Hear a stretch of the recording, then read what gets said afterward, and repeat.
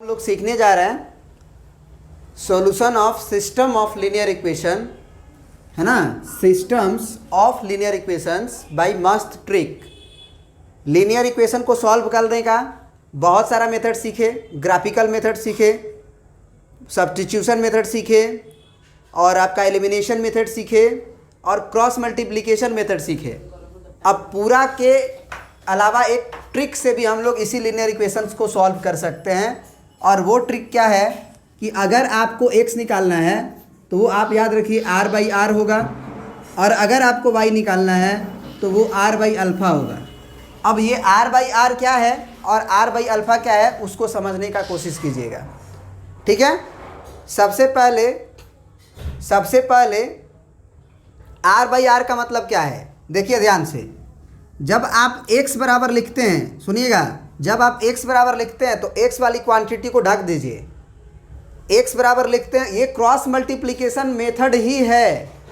जो cross multiplication method जान गए हैं वो डायरेक्ट उसी को r बाई आर बोलते हैं।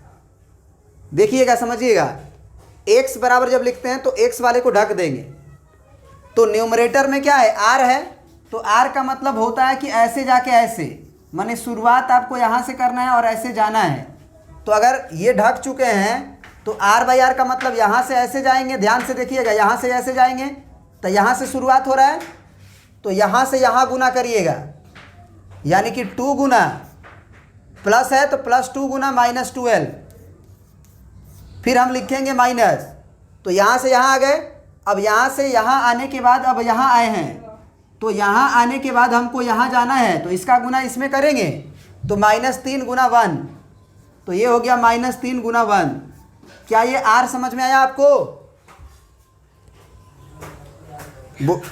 अब अगर ये r समझ में आ गया तो फिर से अगर नीचे वही r अगर होता, सोचिएगा, यहाँ पे बच्चा क्या गलती कर देता है कि फिर से नीचे r वही ओए,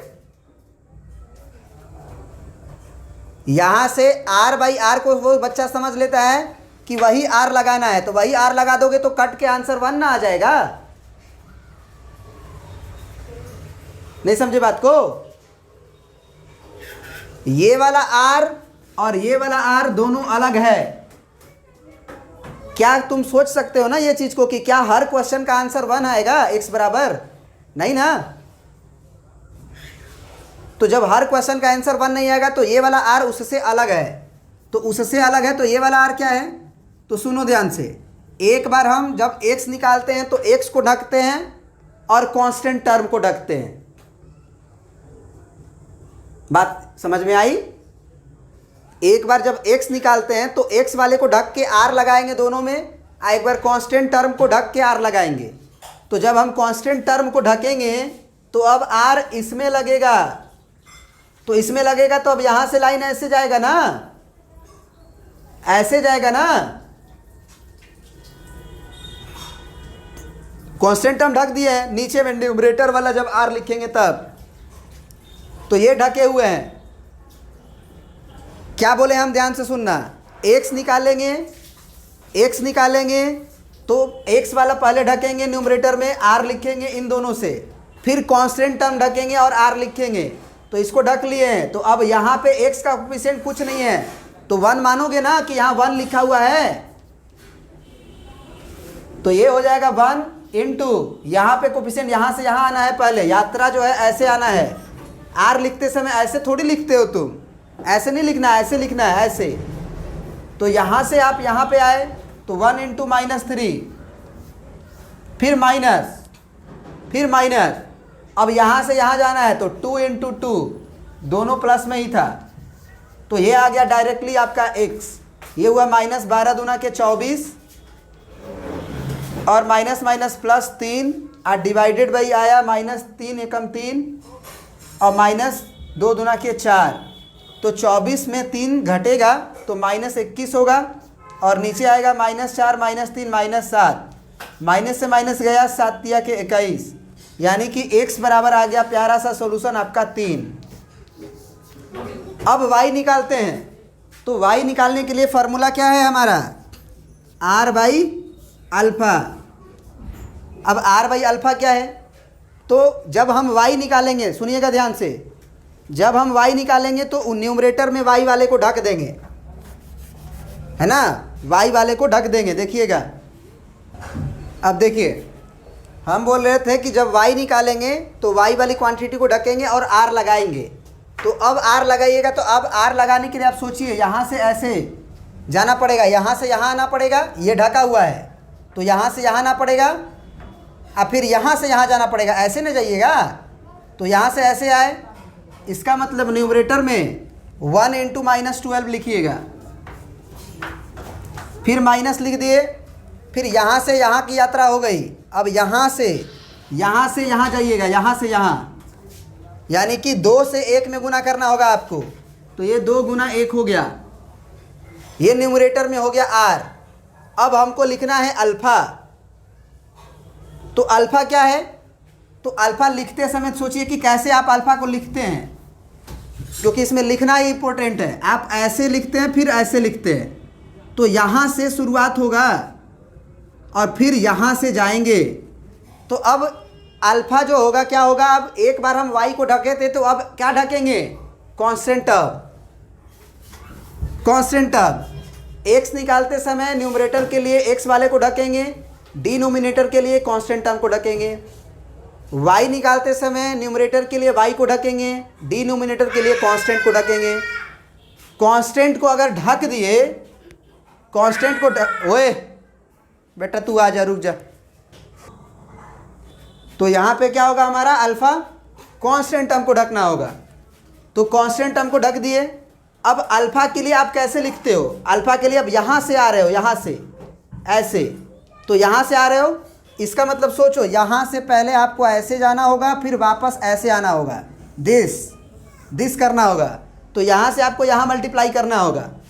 तो 2 इंटू 2, फिर माइनस 2 इंटू 2 हो गया, फिर यहाँ से यहाँ आए तो 1 इंटू -3, 1 इंटू -3। अब ये कैलकुलेशन आप कर सकते हो, ऊपर -12 और -2, माइनस का 14, नीचे 2 दूना के 4 और माइनस माइनस प्लस, तो 4 और 3 7, तो 7 दूना के 14 माइनस में, यानी कि x का वैल्यू आपका -2 आ गया। अपने सेटिस्फेक्शन के लिए कि हम सही बनाए हैं कि नहीं बनाए हैं, इस x और y के वैल्यूज़ को आप इक्वेशन में डाल के देखिए कि सेटिस्फाइड कर रहा है कि नहीं कर रहा है। तो x का वैल्यू 3 डाले तो 3 एकम 3 हुआ, y का वैल्यू -2 डाले तो -2 दूना के 4 हुआ, अब +1, क्या 3 और 1 4, -4, 0 आ जाएगा। सही है। दूसरे इक्वेशन में डालते हैं x का वैल्यू 3 और y का वैल्यू, अरे यार y का वैल्यू ना था नीचे वाला, ये y का वैल्यू था, नीचे वाला y का वैल्यू है, ऊपर वाला x का वैल्यू 3 डालेंगे तो 3 दूना के 6, फिर माइनस, y का वैल्यू -2 डालना है तो माइनस का 6 आएगा, तो यानी +6 हो जाएगा, और माइनस का 12, 6 6 12 -12, 0 आ गया। क्या ये बात समझ में आई?